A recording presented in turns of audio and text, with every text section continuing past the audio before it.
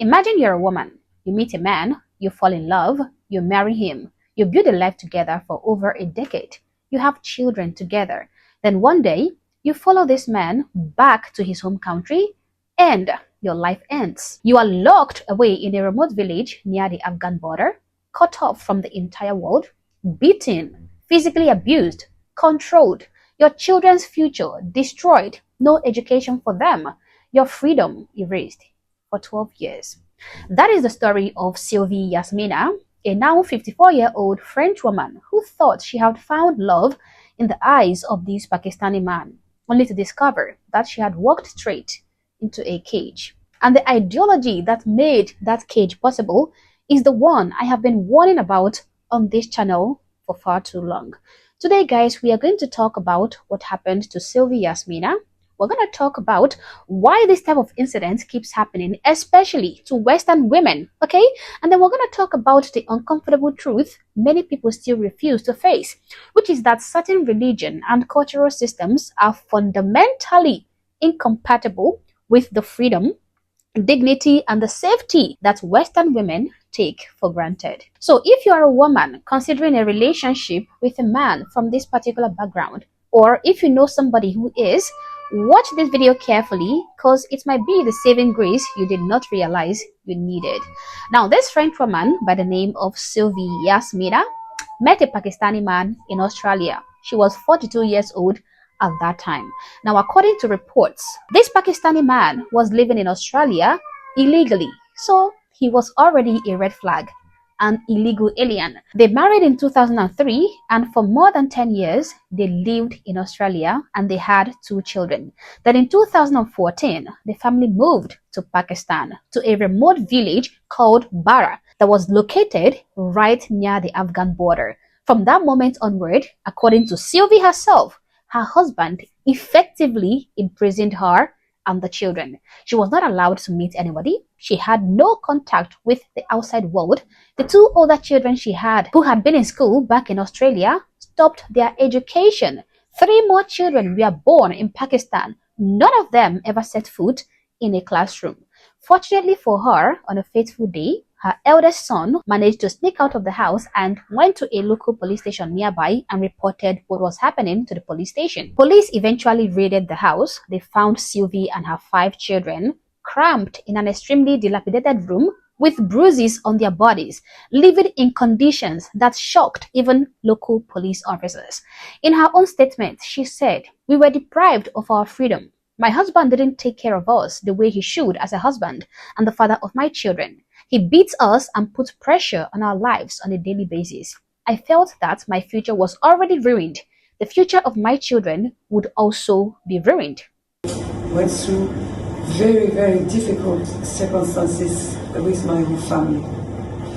And I wanted to thank CCPO as well as DPO and the other officers who went to rescue us, and they took us out in a difficult, very difficult situation, and they were very efficient.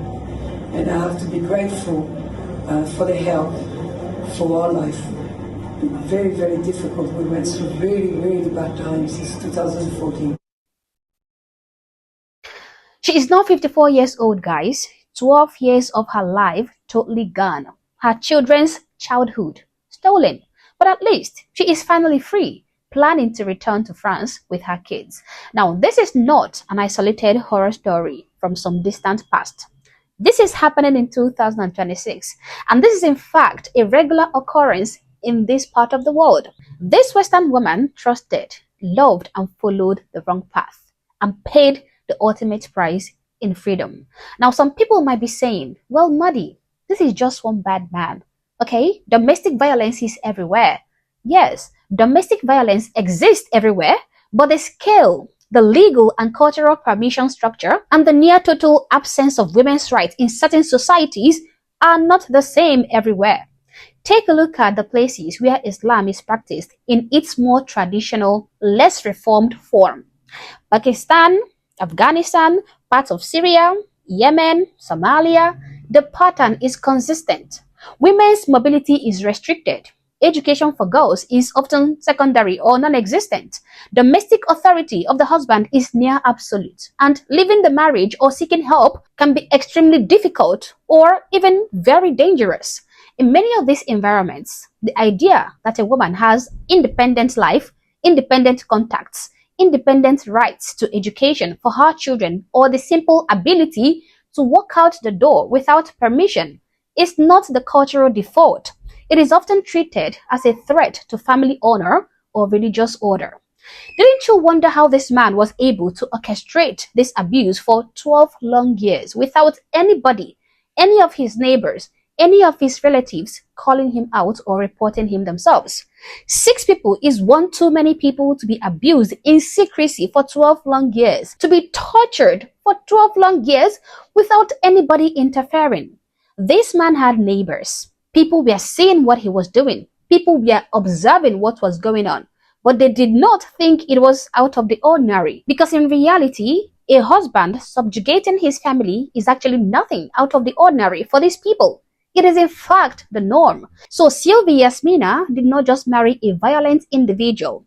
She married into a system that gave that violence structure and cover. Once she was in that remote village in Pakistan near the Afghan border, the Western legal protections, the social networks, the police accountability she might have expected in France or Australia were gone. She was alone inside a different set of rules. This is why I keep saying it. Islam, when practiced according to its classical texts and in the societies that still take those texts seriously, is not a neutral personal belief system that coexists easily with liberal Western values. It contains a political and social program. It has rules about gender, about authority in the home, about the status of non-Muslims, about living the faith. Those rules have real-world consequences for the people who live under them, especially for women. Guys, please excuse my faulty lights. The electrician is inside trying to fix it. So Western women who romanticize exotic love, who believe that love conquers all cultural differences, or who thinks, oh, I think he's different. These guys are just playing with fire. This man may be charming in Sydney or in Paris, okay? But the same man back in his village, operating under the expectations of his family, his community, and his religious tradition, can become something else entirely. We have seen versions of this story before. Women who convert, move, or simply follow their husbands, only to discover that the promises made in the West do not survive contact with the home culture. Many of these women never get out. Sylvia did. She was lucky enough. After 12 years, and only because one of her sons was brave and lucky enough to reach the police. But many others are not very lucky. And that is something that we should all think about. So if you are a Western woman, especially if you value your independence, your children's education, your ability to leave a bad situation, and your connection to the outside world, do not casually marry into this system. Do not assume that because he seems modern in Europe or Australia, the underlying worldview has changed, because it has not. Do not follow him to Pakistan or Afghanistan or similar environments thinking that love is going to protect you. Domestic violence rates and legal and social response to it are not the same in every country. In places where Islamic law and tribal customs still dominate daily lives, a woman's options are often severely limited. Reporting abuse can bring you shame or even retaliation or even worse. Schools for girls, like I said, is very, very optional or even non-existent. Contact with the outside world can be treated as a privilege granted by the husband, not a right. Now, this is not me being Islamophobic or whatever. This is just me having pattern recognition. It is me noticing the same thing happening over and over and over again. Sylvie Yasmina is free now. She wants to go home to France with her children. I hope she gets every support that she needs, and I hope she gets the recovery that she needs. Her story should not be soft-pedaled or buried under nuance. It should stand as a warning that love is not enough when the system you marry into does not recognize the same rights you grew up with. Geography matters.